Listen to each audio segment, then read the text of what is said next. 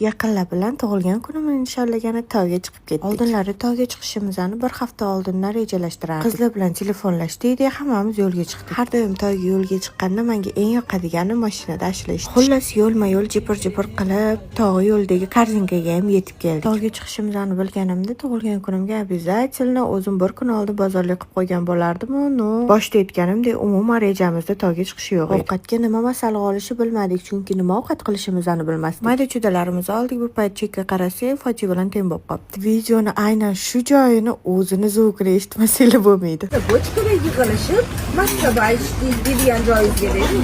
Da, o'rtog'im aytgandek, biza bochkada to'xtab maktaba ichdik. Hammasidan eng mazasi biza dachaga yetib keldik. Dacha menga bu safar judayam yoqdi. Bu uchun dachalar bor profiliga kattakon rahmatimni aytaman, chunki meni hech qachon uyaltirib qo'yishmagan. Dachani ko'rib turganingizdek judayam chiroyli va hamma shart-sharoitlari bor edi. Dachani yaxshilab ko'zdan kechirib, karaokeni ham boshlab oldik.